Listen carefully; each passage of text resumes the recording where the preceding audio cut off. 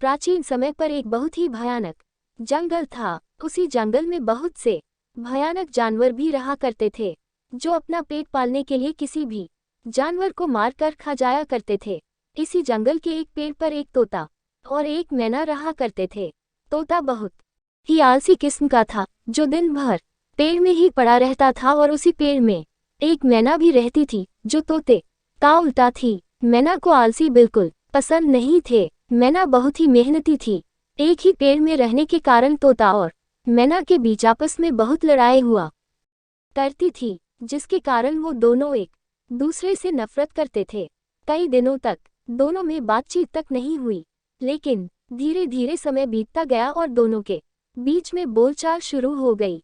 देखते ही देखते तोता और मैना के बीच गहरी मित्रता हो गई थी। कुछ समय में वह एक दूसरे से इतना घुल मिल गए कि वह एक दूसरे को प्रेम भी करने लगे थे, जो एक दूसरे के बिना एक पल भी रह नहीं पाते थे।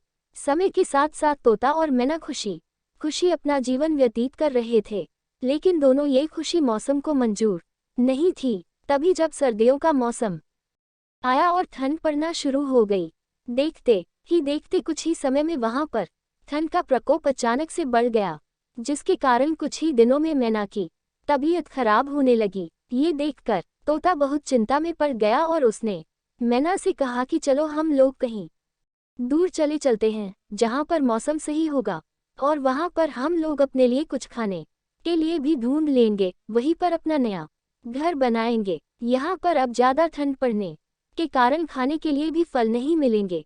अगर हम यहाँ पर ज्यादा दिन तक रहेंगे तो हम जिंदा नहीं बचेंगे, जिसके लिए मैं यहाँ से जाना ही पड़ेगा।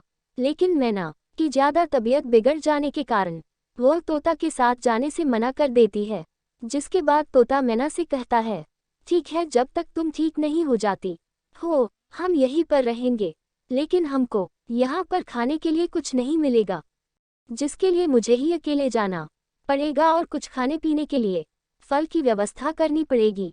जिसके बाद मैना तोता को जाने का आदेश देती है। मैना की बात सुनकर तुरंत उड़कर चला जाता है और कुछ दूर जाने पर उसको आसपास कुछ नहीं दिखाई देता है, जिसके बाद वह थोड़ा और आगे चला जाता है, लेकिन फिर भी तोते को कुछ नजर नहीं आता है, जिसके बाद में इधर उधर भटकते हुए काफी दूर निकल जाता है। इधर उधर भटकने के बाद वह एक गांव में पहुंचता है, जहां पहुंचकर वह देखता है कि यहाँ के लोगों ने बहुत सारी फलों की फसल लगा रखी है, जिसमें बहुत सारे फल उगे हुए हैं।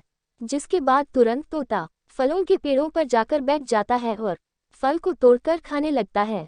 फलों को खाने में वह इतना खो जाता है कि वह भूल जाता है कि उसको मैना के लिए भी कुछ खाने के लिए ले जाना है। वह फलों को खा करे अपना इतना पेट भर लेता है कि वह कहीं भी चलने फिरने के लायक नहीं बचता है। जिसके बाद तोता वहीं पर आराम करने लगता है। जैसे ही तोता आराम करने के लिए लेटता है तो वहीं पर वह गहरी नींद में सो जाता है। जब तोता गहरी नींद से जागता है तो मैं देखता है कि चारों तरफ बहुत ही अंधेरा हो चुका है, जिसके कारण वह अंधेरे में उड़ नहीं सकता, और फिर वह अपनी इस गलती के लिए अपने आप को कोसने लगता है।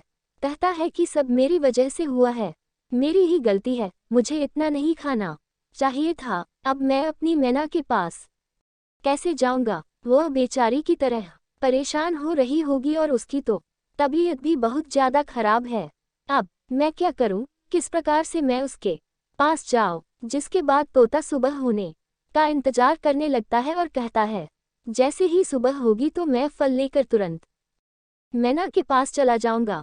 वह धीरे धीरे जब सुबह की पहली किरण तोते पर पड़ती है तो वह फल लेकर तुरंत मैना के पास जाने के लिए उड़ जाता है। फल लेने के लिए काफी दूर आ जाने के कारण उसको मैना के पास पहुंचने में बहुत समय लग रहा था। 2-3 दिन लगातार उड़ने के पश्चात वह मैना के पास पहुंच जाता है और तुरंत मैना को खाने के लिए फल देता है, जिसको खाकर मैना में थोड़ी सी जान आती है। लेकिन बहुत ज्यादा तबीयत खराब हो जाने के कारण मैना को बहुत ज्यादा कमजोरी आ जाती है, जिसके कारण वह उड़ नहीं पा रही थी। तभी ये देखकर तोता मैना से कहता है कि जब तक तुम पूरी तरीके से ठीक नहीं हो जाओगी, मैं रोज जाऊंगा और खाने के लिए फल लेकर आऊंगा। इसके बाद तोता रोज उस गांव की ओर उड़कर जाता और वहां से फल लेकर वापस उड़कर मैना को लाकर देने लगा। धीरे धीरे ऐसा करते हुए तोते को काफी समय हो गया। तोते के इस प्रयास से मैना धीरे धीरे ठीक होने लगी और कुछ ही समय में जब मैना पूरी तरीके से ठीक हो गई, ये देखकर तोता बहुत खुश हो जाता है और मैना भी तोते को धन्यवाद देती है। फिर दोनों उड़कर उसी गांव में पहुंच जाते हैं जहां से तोता रोज उड़कर मैना के लिए फल लाया करता था।